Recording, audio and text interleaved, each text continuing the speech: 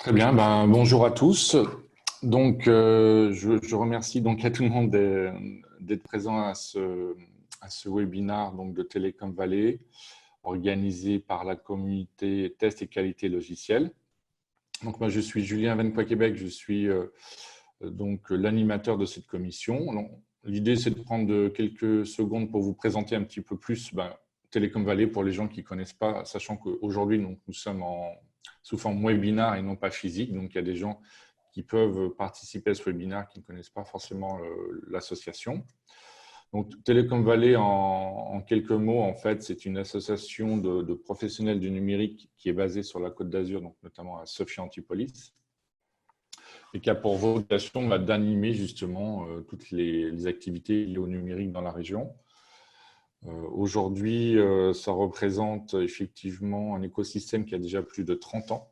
Donc, il y a un bon retour d'expérience de l'association sur Sophia Antipolis notamment.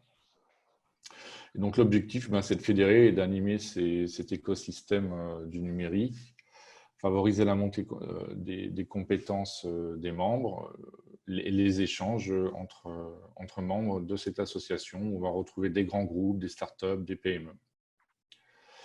En termes de commissions, en fait, on a plusieurs commissions que vous pouvez voir. Donc, on appelle ça des communautés thématiques qui sont orientées sur les technologies. Donc, vous allez retrouver la cybersécurité, l'intelligence artificielle, l'open source et notre commission test et qualité logicielle. Vous verrez, il y a plein d'autres thématiques comme l'agilité, l'UX, le M-tourisme. Alors, au niveau de la commission test et qualité logicielle, donc c'est une commission qui existe depuis quelques années, donc, que j'anime avec un ensemble de personnes sur Sophia Antipolis, dont Marc qui va pouvoir faire un retour d'expérience tout à l'heure. Alors, on organise des meet-up comme en fait c'est le cas aujourd'hui, normalement physiquement, et de plus en plus repris sous forme de webinaire en temps réel, pour partager ces retours d'expérience autour du test et de la qualité logicielle d'une manière générale. Une fois par an, on se réunit pour organiser la soirée du test logiciel. Là, c'est un environnement, un événement d'un peu plus grande envergure. On va souvent être aux alentours de 200 personnes et on va pouvoir organiser des présentations thématiques sur le sujet. Et depuis cette année, on essaye aussi d'organiser des présentations co-communautés. Donc, on l'a déjà fait de notre côté sur la sécurité, l'UX, et on le fera début juin sur tout ce qui est data IA. Donc, dans le sujet, ça sera comment on peut utiliser l'intelligence artificielle et notamment le deep learning pour avoir une approche un petit peu différente du test logiciel. Voilà sur les grandes lignes. Alors, ce qui est intéressant, c'est pour les gens qui ne connaissent pas l'association ou la communauté, c'est de vous inscrire sur le LinkedIn du groupe. Il y a d'autres sites web qui peuvent être intéressants, comme Quiz STQB pour les gens qui veulent s'entraîner, pratiquer l'examen ISTQB gratuitement. Et puis des articles sur le test logiciel que vous allez retrouver dans la Taverne du Testeur, qui est animée par Marc Aschaïn. Et puis, dans les dossiers thématiques également de All for Test, on publie tous les mois des dossiers thématiques sous forme de vidéo ou sous forme de texte sur des sujets précis comme l'automatisation des tests, le test en environnement agile, etc. Voilà sur la présentation de la communauté. Donc, aujourd'hui, vous allez avoir de plus amples informations sur le sujet du jour par les équipes de Yes et Marc Aschaïn sur des retours d'expérience. Alors, effectivement, l'ordre du jour du webinaire d'aujourd'hui, c'est une présentation de Yes Enterprise, une solution collaborative de test agile que nous éditons, nous, Smart Testing. Nous aurons d'abord une introduction par Marc sur le rôle central de la collaboration pour le test de façon illustrée, vous verrez ça, puis une présentation d'Yes Enterprise et finalement une démonstration qui sera faite par mon collègue Arnaud, que vous voyez peut-être à l'écran. Mais la parole est d'abord donnée à Marc. Donc, bonjour à tous. Là, je vais vous parler d'une équipe agile, tout simplement. Donc, une vraie équipe agile. Donc, elle arrive, elle commence à travailler ensemble et ils doivent travailler sur une fonctionnalité. Donc, comme vous le savez, pour un même mot, une même notion, les gens ne vont pas comprendre la même chose. Donc là, il y a un exemple que vous pourrez lire si vous voulez, mais moi, l'exemple que j'utilise le plus souvent, c'est celui de la pyramide. Lorsqu'on doit faire une pyramide ou dessiner une pyramide, ben, il y a des personnes qui vont faire des pyramides mayas, des personnes qui vont faire des pyramides égyptiennes, d'autres qui vont faire des pyramides de jeux vidéo. Donc, on peut arriver sur plein de résultats totalement différents qui ne sont pas ceux qui sont attendus par le product owner et par les utilisateurs. Donc là, on est vraiment sur un exemple où ils se sont trompés. Et qu'est-ce qu'on fait quand on se trompe en agile? Eh ben, ce qui est super avec l'agile, c'est qu'on a les rétrospectives, on a l'amélioration continue. Donc ils disent qu'ils se sont bien loupés sur leur fonctionnalité et qu'ils ne veulent plus que ça se reproduise. Donc qu'est-ce qu'ils veulent? Ils vont parler de comment on fait pour éviter que ça se reproduise. Eh ben, la meilleure chose à faire, c'est de communiquer, de plus parler. Donc là où on pense tout de suite au Behavior Driven Development, le BDD, mais eux, ils veulent aller plus loin. Ils se disent, d'accord, c'est bien, mais quand je veux expliquer un concept, j'utilise toujours des schémas, je fais des dessins. Est-ce qu'on va pouvoir mettre une sorte de démarche BDD avec ces dessins? Donc, l'équipe, ils disent, OK, ça peut être intéressant, ils vont réfléchir à des outils. Ils vont tomber sur des outils qu'on appelle souvent des outils de model-based testing. Et ben voilà, ils vont trouver du Jest, ils vont trouver Matelot, ils vont trouver Calios Test, des solutions BPMN, des solutions open source, etc. Et ils vont devoir choisir parmi ces outils. Donc, pourquoi un outil plutôt qu'un autre? Et ben, on fait un peu de veille, on se renseigne sur les outils. Eux, ils décident d'utiliser Jest pour deux raisons. La première, c'est que ils ont entendu qu'il y avait une bonne ergonomie. Ils l'ont vu sur le site de la Taverne du Testeur. Donc là, c'est la veille. Et la seconde, c'est que, OK, c'est un outil de testeur, mais c'est un outil qui pourra être implémenté directement sur Jira. Donc, c'est-à-dire que le graphique ne sera pas disponible que sur l'outil du testeur, mais aussi sur Jira pour tout le monde. Donc, c'est ça qui les a convaincus et ils vont décider en fait de mettre en place une démarche de BDD, d'ATD ou d'ATDD où ils vont communiquer avec des schémas à travers un outil qui permettra ensuite de gérer les tests.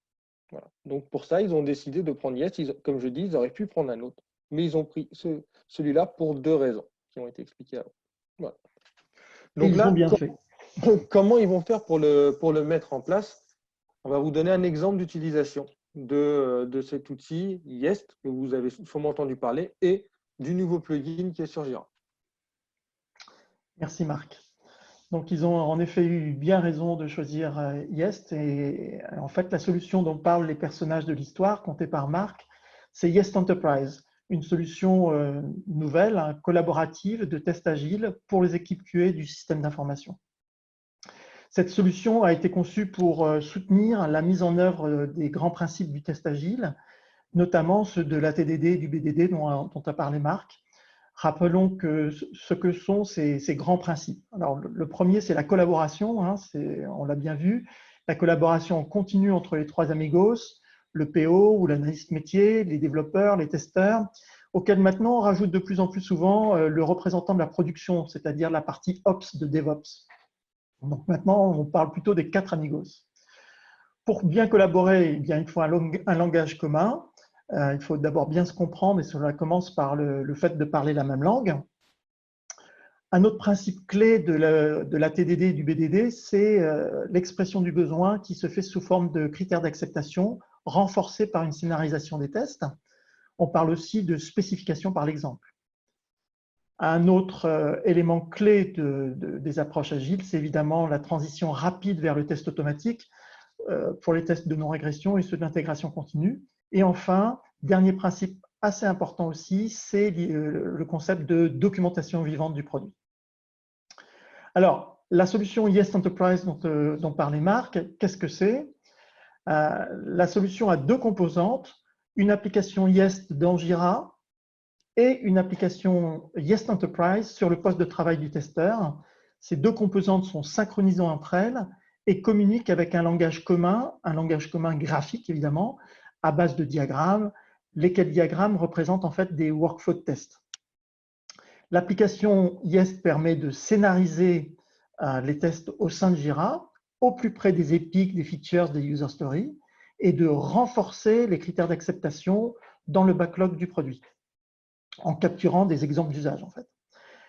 Et puis Jest Enterprise, là, sur la droite de l'écran, c'est un atelier de conception et d'implémentation des tests manuels et automatisés qui s'appuie sur des représentations visuelles du workflow de test. Étant un atelier de conception de test, Jest est un outil complémentaire dans la chaîne outillée la plus couramment, qu'on trouve couramment dans les équipes de test et qui est constitué d'un outil de gestion de test et d'outils d'automatisation. Jest s'intègre de façon fluide avec ces outils pour se fondre dans cette chaîne outillée. Jest fournit 3 services principaux: la conception visuelle des tests, un ensemble de fonctions qui définissent Jest comme l'IDE du testeur, et puis des fonctions de préparation et de maintenance des scripts de test pour l'automatisation. On va rapidement les passer en revue. Alors, quand on veut poser un problème correctement, c'est ce qu'a dit Marc à l'instant, pour bien cadrer les choses, en général, on fait un dessin. Ce dessin a beaucoup de valeur. Ce serait dommage de le faire d'ailleurs sur le coin de table et de le jeter une fois que les choses sont éclaircies.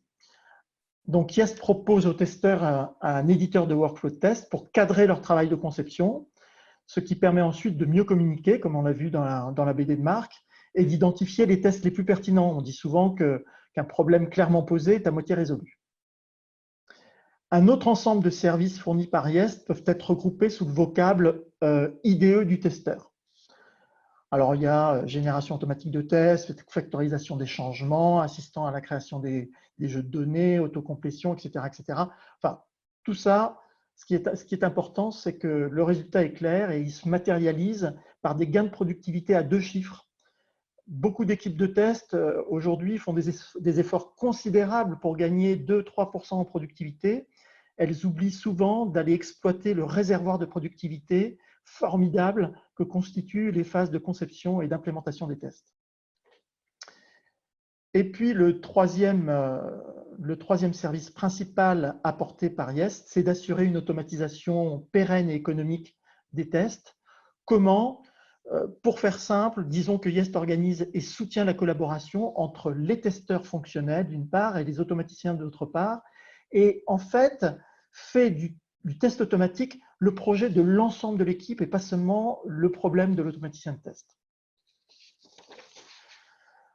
Alors, et Jest, me direz-vous, le plus simple, le Jest for Jira, je veux dire, le plus simple pour vous en parler, c'est de comprendre le processus de test avec la solution. Alors, ce processus de test, il commence dans Jira avec la définition du backlog produit. Et puis ensuite, pour soutenir l'effort de formulation, on parle de formulation dans le BDD, les 3 ou 4 amigos vont utiliser Jest for Jira et bâtir, dessiner des workflows de test. Ensuite, les développeurs retrouvent leur IDE sur leur machine et évidemment, il en va de même des testeurs qui vont retrouver leur IDE qui s'appelle Jest Enterprise. Dans Jest Enterprise, les testeurs retrouvent les workflows de test réalisés par les 3 amigos ou les 4 amigos et à partir de là, ils vont rajouter les éléments nécessaires à la production des tests exécutables, c'est-à-dire des données, des règles de gestion, des liens de traçabilité, de la documentation de mode opératoire pour les testeurs manuels, etc., etc. et puis produire leurs tests. La version manuelle de ces tests sera publiée automatiquement dans le référentiel de tests choisi par le projet, qu'importe son nom. Tout cela se fait sous la supervision du PO, ça c'est important, qui depuis son app Jira peut orienter la production des tests si les testeurs s'écartent de ce qui a été établi. Et puis enfin, les tests sélectionnés pour l'automatisation seront automatisés collaborativement par le testeur et l'automaticien, comme je l'ai un peu évoqué tout à l'heure. Donc la démarche se poursuit en boucle, sachant qu'il y a des petites boucles itératives entre le PO et le testeur, entre la scénarisation des tests par workflow et la conception de tests, et d'autres petites boucles itératives également entre le testeur fonctionnel et l'automatisation des tests. Ça illustre parfaitement le logo de l'agilité, où on a une grande boucle et des petites boucles itératives. Donc, les points forts de la solution, hein, vous commencez à les voir. Jest Enterprise offre un support très efficace à la collaboration des 3 ou 4 amigos, en leur donnant la possibilité de collaborer en continu, sans rupture, depuis leur environnement de travail préféré. Donc Jira pour le couple business analyst, analyste métier ou product owner, ou product owner, et Jest, l'IDE du testeur pour l'équipe testing. Tout ça en leur donnant un langage commun graphique qui transcende les différentes de profils. Vous savez bien que vous ayez un background technique ou non, que vous soyez novice ou expérimenté, un dessin vous parle et parle à tous pratiquement sans effort et très très vite. Et puis c'est un langage commun expressif, les workflow tests que nous utilisons, parce qu'il est capable de représenter à la fois la user story très atomique, comme des workflows métiers assez complexes, assez longs, ce qu'on trouve justement le plus souvent dans les sites d'entreprise.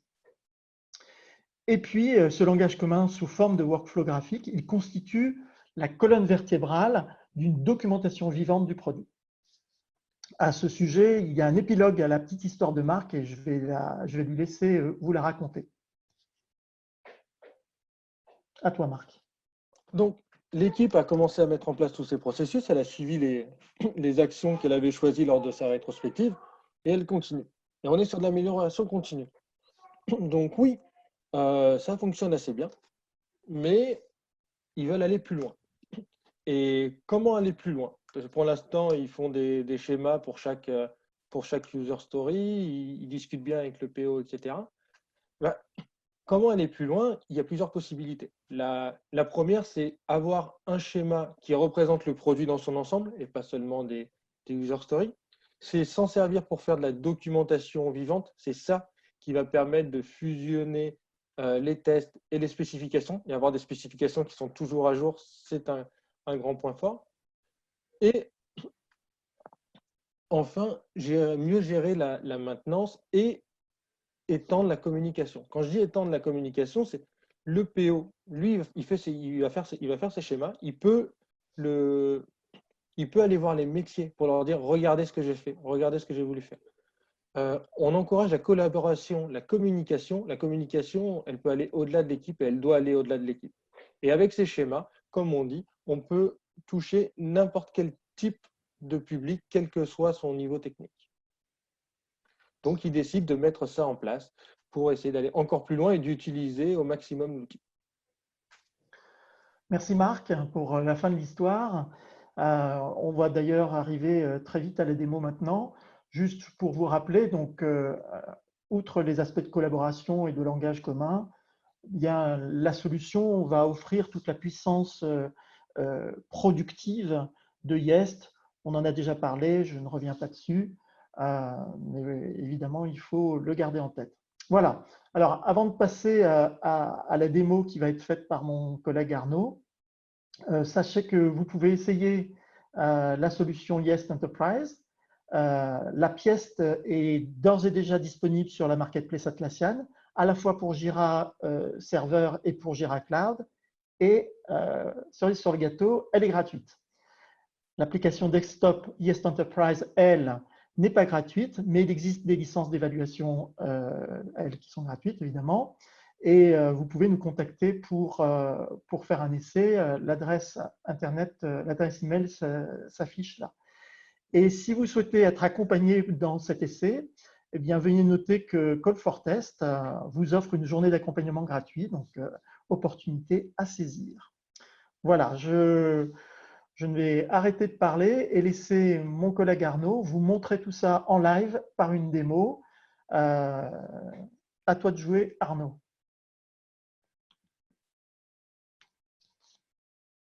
Voilà, donc on va faire un changement d'écran. Bonjour à tous. Voilà, donc d'abord, on va commencer par un petit tour des assets à un instant T. Finalement, on va dire qu'on est en cours de développement, en début de sprint.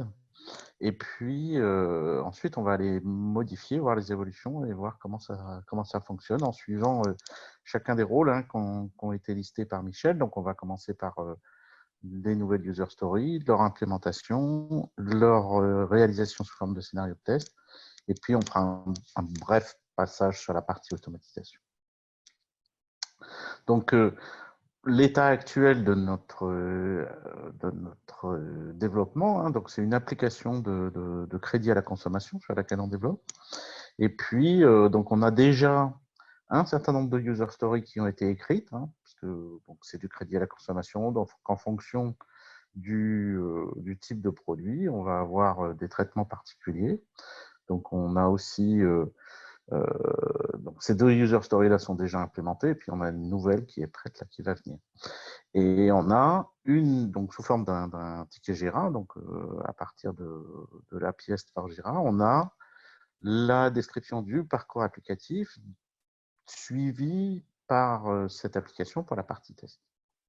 Et donc j'ai ici le déroulé des scénarios de test qui illustrent finalement le parcours utilisateur dans mon application. Alors je pourrais en avoir plusieurs, ici j'en ai en fait, il y en a 2 qui sont listés, le principal ici, et puis un sous-parcours pour la création du client, qui est extrêmement simple, pour des raisons de démo, mais qui permet de structurer, d'avoir plusieurs parcours applicatifs associés. Donc, dans celui-ci, on va donc vérifier les données du client d'abord.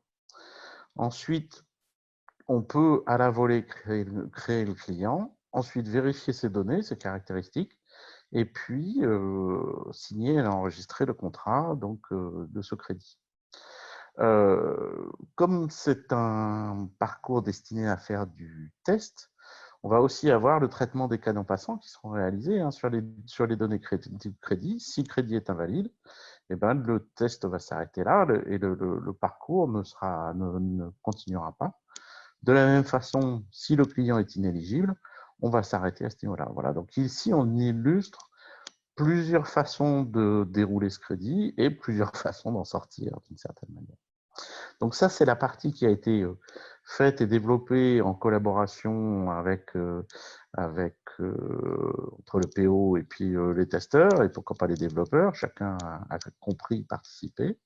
Et on a son équivalent, donc synchronisé au niveau de Yest ici. Donc c'est exactement le même diagramme qui est synchronisé entre les deux, qui est en fait partie, en l'occurrence, qui est partie de Jira, qui a commencé à être développé dans Jira, ensuite qui a été importé dans Yest. Et dans Yest, finalement, le testeur, lui, ce qu'il va faire, c'est rajouter les caractéristiques, les cas tests qu'on va chercher à mettre en évidence. Donc, sur les données du crédit, il va rajouter des tables. Et donc, ces tables vont lister, là, j'ai trois lignes sur cette table. Ces tables vont servir à lister les caractéristiques de crédit qui m'intéressent de tester. En l'occurrence, voilà, si c'est du son vidéo, si c'est un montant entre 200 et 2000, si la durée du crédit est entre 6 et 24 mois, alors le crédit doit être validé. Et on a ici la présentation de cette étape de test telle qu'elle va apparaître au niveau du scénario de test. Et puis, on a donc des informations supplémentaires sur lesquelles je ne vais pas m'étendre, mais on a la référence à la user story qui se rapporte finalement et qui était dans ma partie Jira, qu'on retrouve aussi cette partie crédit son vidéo. Donc ces éléments-là sont connectés non seulement sur la partie graphique, mais aussi sur la partie user story qui vont nous aider à aller jusqu'au bout de la démarche. Donc, parce que à partir de là, on va créer donc des scénarios de test. On a leur liste ici. Voilà. Si je reprends ce scénario de test ici, on voit que alors ces scénarios ont été générés à partir du parcours applicatif. On voit que ce scénario se déroule de la façon suivante, donc avec les données qui sont valorisées. J'ai un montant de 799. Je suis un client salarié, je signe le contrat, j'enregistre le contrat, et on voit ici le déroulé de ce scénario par rapport au parcours applicatif complet. Donc là, on a un ensemble de scénarios qui couvrent notre parcours applicatif. On peut d'ailleurs le vérifier. Ici, voilà, on a la liste des parcours, des scénarios. les parcours applicatifs auxquels ils sont associés, et on peut voir graphiquement le niveau de couverture des scénarios par rapport au graphique. Donc, comme j'ai tout généré précédemment, que j'ai réalisé des scénarios à partir de là, j'ai une couverture à 100% de mes parcours. Et à partir de là, on n'est pas allé seulement jusque-là, on a aussi fait une publication en X-Ray, en l'occurrence, de manière à rester dans un environnement Jira, mais ce n'est pas restrictif. On a fait une publication dans X-Ray qui nous a amené à des scénarios qui sont donc dans un projet différent d'un point de vue Jira. On a un projet plus orienté test, où on retrouve voilà, le même scénario que tout à l'heure, hein, avec un montant de 799 et qui va jusqu'à la signature et l'enregistrement du contrat. Et cette production-là donc, a été faite à partir de Yest directement, et on a reproduit finalement les scénarios qu'on avait vus dans Yest, on les reproduit ici, on les exporte, et on va les maintenir. Alors, une fois ce petit tour d'horizon fait, donc on se retrouve maintenant dans la situation de démarrer un nouveau sprint. Donc, j'ai une user story qui a été déterminée ici, hein, et on va commencer à travailler dessus. Si je reviens sur mon projet de départ. Voilà, donc c'est la signature par un responsable d'agence.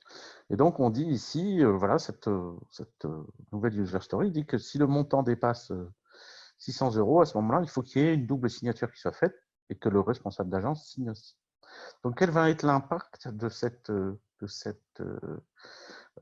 nouvelle user story sur mon parcours applicatif? Donc, on a la signature du contrat ici.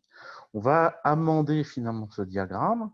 Et donc, on va l'éditer ici et dire, ben voilà, j'ai ma signature du contrat, donc telle qu'elle est aujourd'hui. On va enrichir ça, on va décaler ici, hop, voilà, je représente ça comme ça, je décide de le représenter de manière graphique, hein. Je vais aller rajouter une nouvelle tâche que je vais appeler signature par responsable d'agence. Voilà. Je vais élargir un petit peu pour que ce soit un petit peu plus joli, comme ça, voilà, on la ligne. Et puis, je vais donc l'associer, l'intégrer finalement à mon parcours applicatif. Bon, en plus de ça, je vais mettre une petite note, de manière à ce qu'on soit clair. Si montant supérieur à 600. Voilà. Donc là, on est d'accord sur l'impact, hein, c'est ici que ça se passe. Il va falloir prendre la suite après côté test, mais on a clairement indiqué où est-ce que l'impact de cette évolution va s'appliquer sur mon parcours global. Donc ici, c'est évidemment un cas trivial, hein, mais la plupart du temps, mesurer effectivement et très exactement à quel endroit une user story a une incidence, c'est quelque chose qui n'est pas forcément simple, d'autant que ça suppose de connaître l'ensemble des tenants et des aboutissants. Donc je vais enregistrer cette nouvelle version. On voit qu'ici, le schéma est mis à jour. Et donc, quand je vais revenir côté Yest, sur mon diagramme, ici, voilà, ça me dit une nouvelle version est disponible. Et donc, je vais récupérer cette version. Et là, on voit ce qui a été modifié, hein. Donc, on a déplacé, on a rajouté. Voilà, j'ai l'ensemble des modifications que je peux accepter ou pas, hein. On peut avoir fait des bêtises aussi, quel que soit le rôle. Donc, je vais récupérer cette nouvelle version. Et puis, oh, ça m'a reformaté un petit peu différemment. Bon. Je vais remettre ça comme ça. Et il me reste maintenant à implémenter cette modification finalement. Donc la signature par le responsable d'agence, bon, on ne va pas faire du détail, hein. Quand on met une table dans Yest, par défaut, il me reprend le texte de la tâche. Ça va me suffire, hein, bon, on pourrait en mettre beaucoup plus, mais pour la démonstration, on ne va pas aller plus loin. Mais par contre, il y a cette question du montant à 600 €. Donc ça, on va le rajouter. Finalement, c'est ici, hein, quand on est sur ce choix-là. On avait déjà le client est inéligible, mais il faut qu'on ajoute l'embranchement, finalement, est-ce que je signe le contrat, ou enfin, simplement, ou est-ce que je parle par le responsable d'agence? Donc, j'avais déjà cette représentation-là. Alors ici, en fonction du fait que le client était considéré comme valide ou invalide, hein, j'avais soit c'est inéligible, et à ce moment-là, ça c'est une colonne particulière dans mes tables qui sert à dire bah, je sors en fait ici, ou là je vais vers la signature simple du contrat. Et en fait, on va rajouter donc une nouvelle condition sur le montant du crédit. Et donc, si le montant, alors si le client est invalide, on s'en fiche. Si le montant est inférieur ou égal, on a dit que c'était strictement supérieur, inférieur ou égal à 600, on va rester finalement sur la signature simple du client. Et puis, dans le cas où c'est valide, et dans le cas où le montant est supérieur à 600, on va dire qu'on va aller sur la signature par le responsable d'agence. Voilà, donc très simplement, on va mettre à jour le contenu, finalement, la vérification des règles métiers associées, et on a maintenant la représentation graphique et le parcours qui sont enfin, pardon, les opérations qui sont bien mises à jour. Alors, on va rajouter quand même une référence ici, parce que la signature du responsable d'agence, on a dit que c'était la user story. Donc, on va rajouter la référence à cette user story. Donc, si je vais ici, voilà, je vais aller récupérer la liste de mes éléments ici. Voilà, je récupère des user stories, quel que soit leur état. Voilà. Et donc, on voit ici l'ensemble des user stories qui sont disponibles sur ce projet. Les deux premières, il y a un à côté, sont déjà présentes finalement dans mon parcours applicatif. Donc, je vais récupérer celle-ci, la signature par le responsable d'agence, et je vais l'associer ici. Voilà.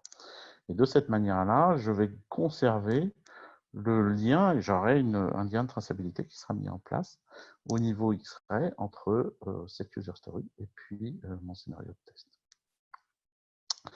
Bon, bah, mon scénario est très bien ficelé maintenant. Je vais pouvoir enregistrer cette nouvelle version et je renvoie finalement la nouvelle version de ce parcours applicatif avec la table, avec tout ce qui va bien, côté Jira. Donc, c'est resynchronisé dans l'autre sens avec mes ajouts de table. Donc maintenant, quel est l'impact de cette modification sur mon existant? Donc je vais revenir sur mon tableau de bord, là où tout à l'heure je regardais la couverture de mes tests. Et là, on voit que j'ai 4 scénarios qui sont toujours conformes à mon parcours applicatif et un qui ne l'est plus. Et c'est pas très surprenant, dans mon cas c'est assez simple, hein, mais savoir quels sont les scénarios impactés, c'est toujours quelque chose de problématique. Là, en l'occurrence, c'est ce scénario qui passe par cette signature. Pourquoi? Parce que j'avais un montant de 799. Donc, au lieu de balayer chacun des scénarios et de me poser la question à chaque fois, est-ce qu'il est impacté, est-ce qu'il ne l'est pas, en fonction des évolutions des règles, je vais avoir directement cette information. Et à partir de là, je vais regarder qu'est-ce que IES me propose des solutions pour rendre ce parcours à nouveau, ce scénario à nouveau cohérent avec le parcours. Alors, première proposition, je change de montant, effectivement. J'ai un montant de 700. Si je descends à 200, je reste sur ma signature standard. Ce n'est pas ça qui m'intéresse. Donc, il y a d'autres propositions qui ne m'intéressent pas non plus. Voilà, c'est celle-là la bonne. Donc, je remplace la signature du contrat par une signature par le responsable d'agence. Donc, ça, c'est bien. Je vais accepter cette modification. Et du coup, mon scénario est à nouveau cohérent. En revenant à mon tableau de bord, je vois ici maintenant tous mes scénarios sont au vert. Par contre, j'ai un petit défaut de couverture, là. Ça apparaît en jaune. Hein. Si je reviens sur mon graphique, voilà, ici, finalement, je n'ai plus aucun scénario qui passe par la signature du contrat.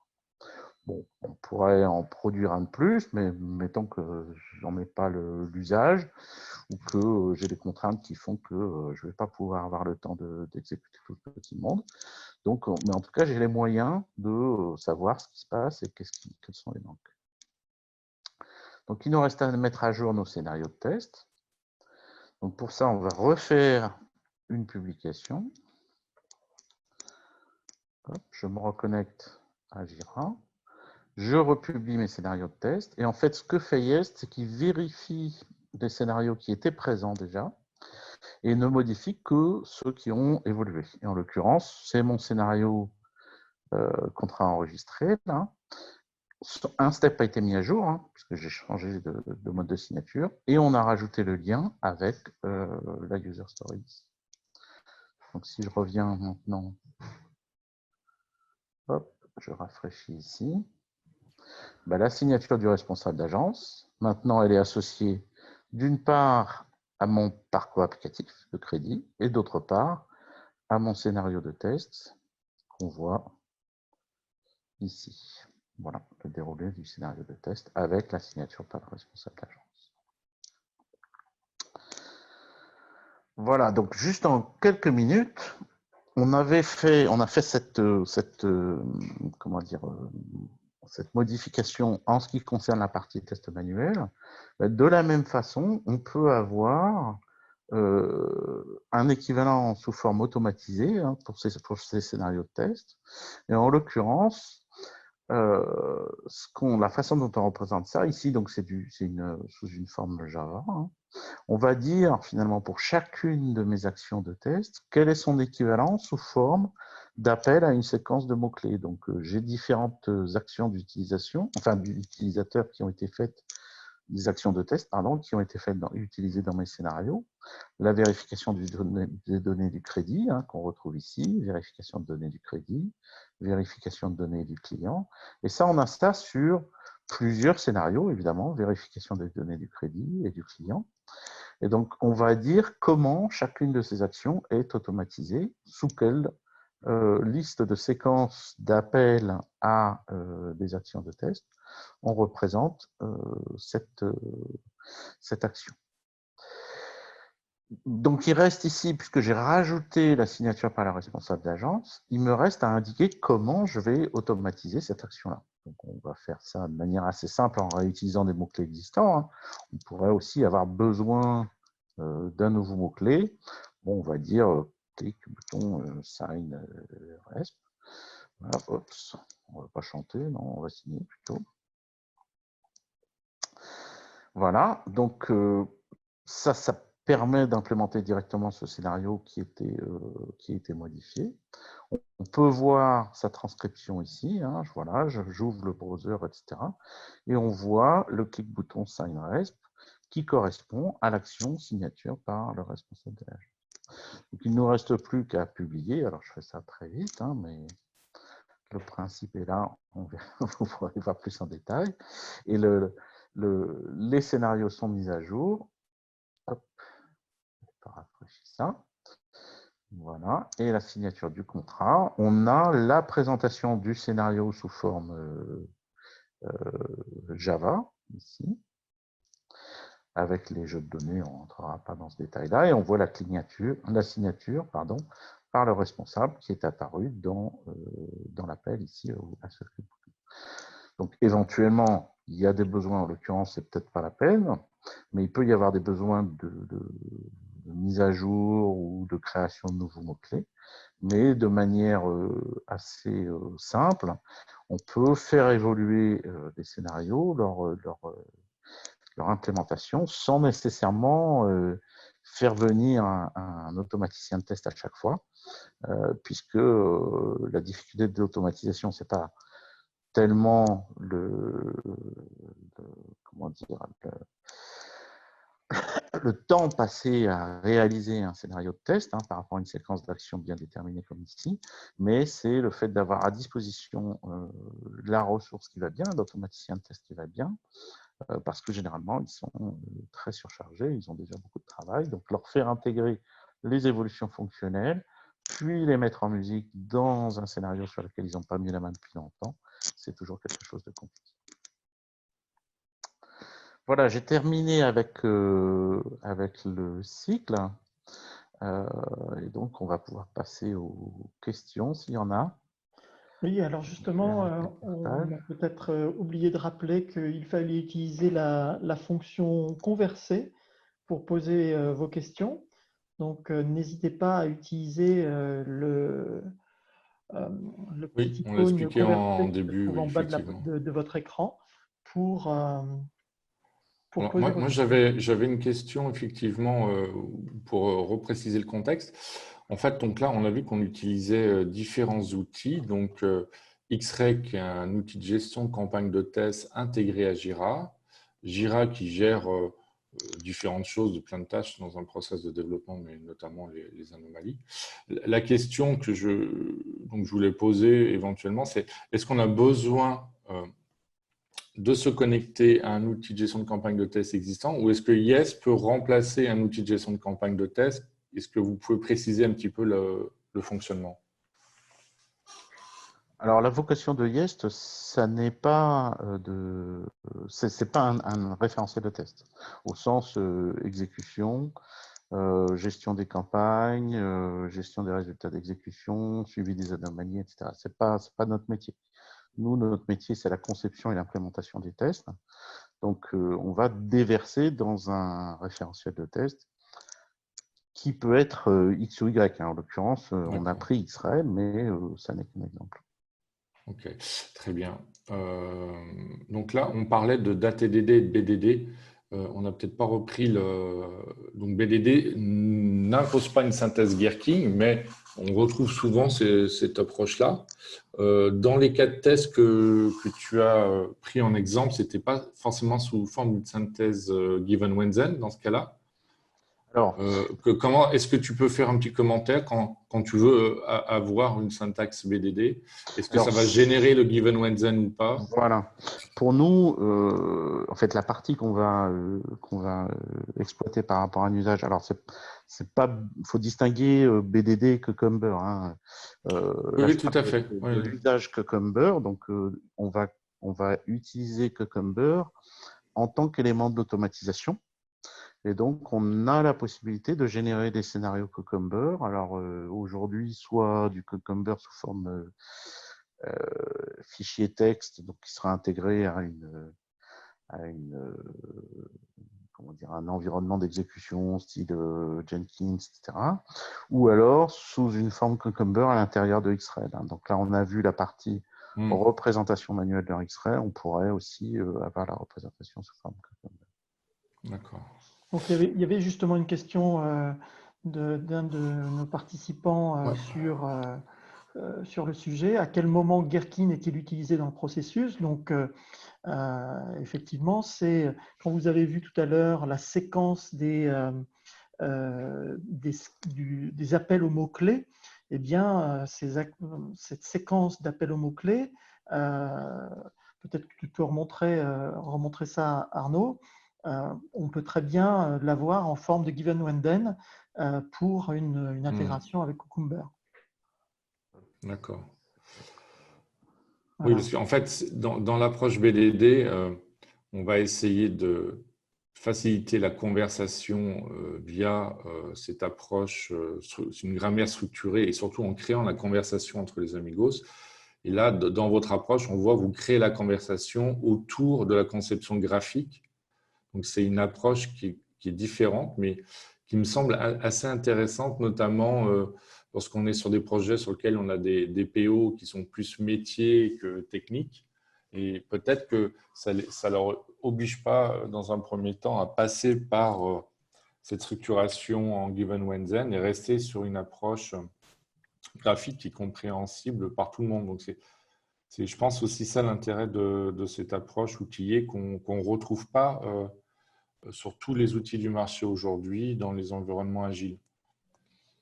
C'est vrai. Et donc, en fait, du coup, cela permet, cette publication de script en Given Wenden, ça permet de récupérer des tests et des mots-clés existants qui ont été réalisés sous Cucumber. Alors, on a d'autres questions. Oui. Yes s'intègre donc très bien avec Jira. Oui, il y a une app Yes for Jira, comme vous l'avez compris. Est-ce que vous prévoyez de l'intégrer avec d'autres plateformes? Bon, chaque chose en son temps. Nos équipes de développement ne sont pas illimitées, mais il n'est pas exclu qu'un jour Oui, alors là, peut-être moi, je peux faire un commentaire sans être un expert non plus sur le sujet, mais je sais que dans les environnements Microsoft, on n'est pas obligé de faire du full Microsoft et on peut se connecter à d'autres IDE en termes de développement et se connecter aussi à Jira, me semble-t-il. Peut-être que ce serait une approche pour intégrer via Jira dans Azure DevOps. Techniquement, je pense que c'est faisable. Bon, on regardera Voilà. ça. Mais c'est voilà. Il y a aussi, est-ce que ça exporte en JavaScript? Oui, on peut tout à fait. Aujourd'hui, on s'intègre avec plusieurs outils de tests automatiques qui utilisent des langages divers et variés. Quand on a un UFT au bout, on a du VB par exemple, et donc on pourrait tout à fait exporter en JavaScript. Pas de souci Oui, là-dessus. c'est pas tellement le langage, hein, c'est la cible en termes d'outils de test automatique. Donc, par exemple, on peut générer du protractor qui, lui, est fait en JavaScript. On nous pose Ouais, la tout à fait. question pour les gestionnaires de tests, est-ce qu'Octane est supporté? La réponse est oui, même si aujourd'hui nous n'avons pas encore d'implémentation client avec Octane. Mais voilà, on a déjà fait un prototype fonctionnel pour se préparer à la chose et vérifier la faisabilité. Et donc, nous n'attendons qu'une belle opportunité pour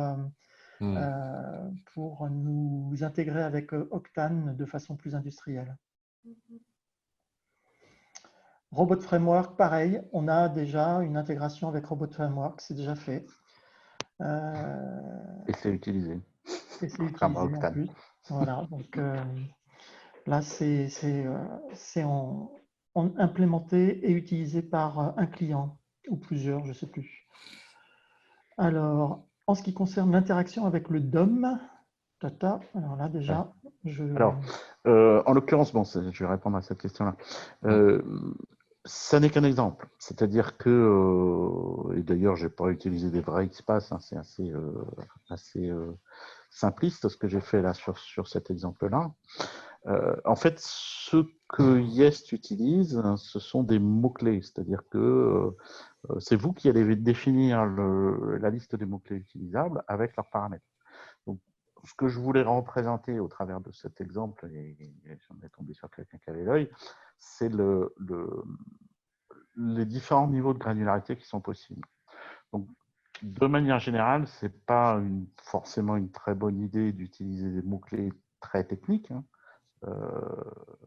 notamment en utilisant des XPath, parce que ça rend la compréhension un peu plus complexe et puis la maintenance aussi un peu plus sophistiquée.